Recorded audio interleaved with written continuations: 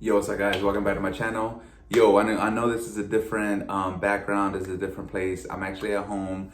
I didn't have time to make videos at my job, so I was like, you know what? I got some free time today. Let me get some videos done. So today I want to talk about, man, the daily life of a RAD tech from what I experienced working day shift and being on call. Okay. So typical day, man. You go to work, say you work 312s or whatever the case may be. The thing about being a RAD tech at a hospital is that the call, you know what I'm saying? You have to be on call and it's so much busier, and it depends what hospital you work at. There's rural hospitals that are really small, that the ER is only like 10 ER beds. They only have like 2 operating rooms and they don't do a lot of fluoro. They don't do a lot, but the outpatient and ER and any hospital is always going to be crazy. Okay. So keep that in mind. Whether you work at anywhere you work, outpatient and ER are always going to be busy. Always. That you just count on that, because for some reason people always want to go to the hospital either Sunday night, Monday morning, or Friday night. I don't know why. I think that the theory is, right, people like to go to the hospital on Sunday night because they don't want to go to work Monday. I don't know, man, but it's just, things we like to play around with and have fun. But so usually when you work in a hospital, 99% of the time it's going to be three 12-hour shifts. Now, the thing about it, right, you go in, there's always like a list. There's always a list on, how many exams are to be done. And, if you work during the day, you're going to come in, you're going to relieve the overnight tech, because when you work in a hospital, it's going to be 24/7 coverage. There's no hospital that functions in the United States of America. I don't think anywhere in the world that don't have radiology overnight anywhere. It's always 24/7 access. So you're going to be relieving a overnight tech. So basically you have to start taking over of what they didn't get done. Whether it's inpatients, you're going to go 99% of the time, you're going to have inpatient morning portables. Always. ICU patients, CV ICU patients, and they're never, it's rare, man, when those morning portables are easy. It's never easy, because you're talking about patients that are recovering surgery, they can't move, and I ain't gonna say 100% of the time, but 80% of the time, those patients are at least 300 pounds and over, and you always need 2 people to assist. And sometimes, man, if you have another tech that can go with you and help you, beautiful. 99% of the time, that's not the case. You're gonna have to go on your own, do portables, and sometimes the nurses are there, sometimes they help you, sometimes they don't. They're like, oh, we're too busy. The rule of thumb is that they have to help you, because we're all in it. We're all into patient care together, and we know that nurses deal with a lot. So we try not to, you kind of learn and you improvise as you go on how to do the morning portables, how not to have so much help. But anyway, do morning portables. Then you have outpatients to worry about. You have outpatients that are walk-ins and you have outpatients that are scheduled. Those can be tough because you just never know what's going to be out there. Then you have the fluoro studies, which are outpatient studies, but fluoro takes a little bit more time, a little bit more effort, things to do.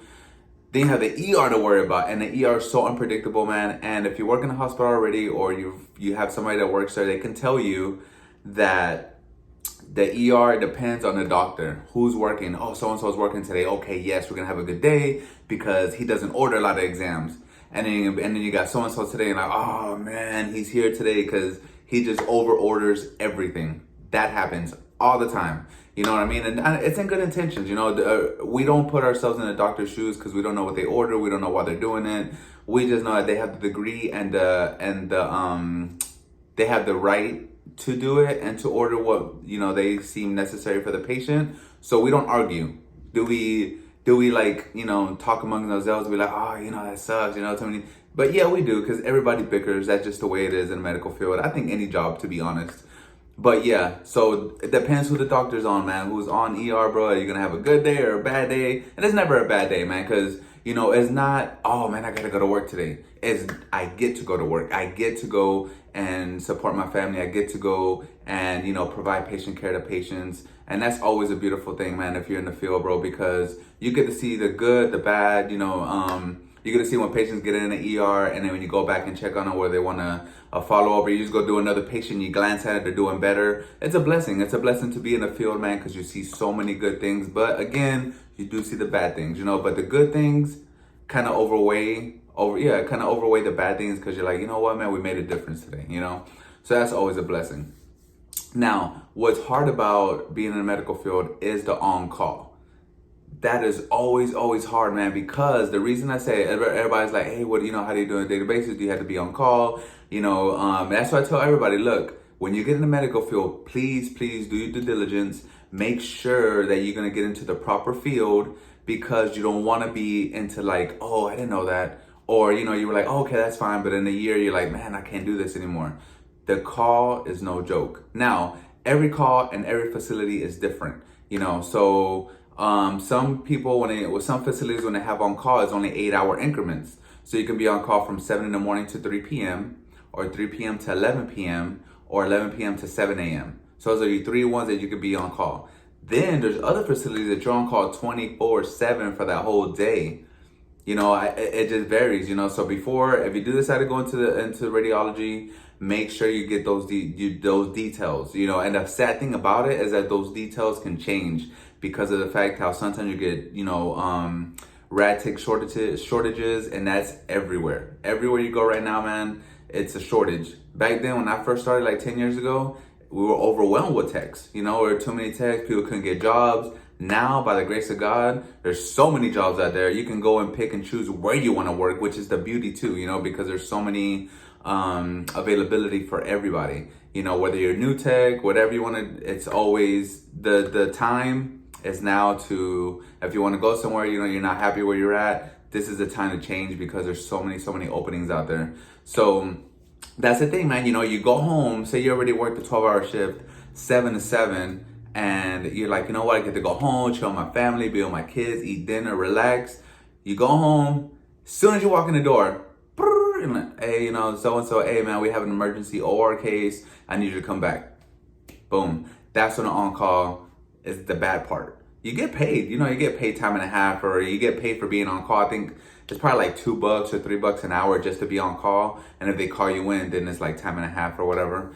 And that's the thing, man. That's what is hard about the radiology tech field, working in a hospital, is the call. Now, if you work for big organizations in a hospital, say you work for HCA, that's one of the leading, probably the best or most known healthcare organizations in the world.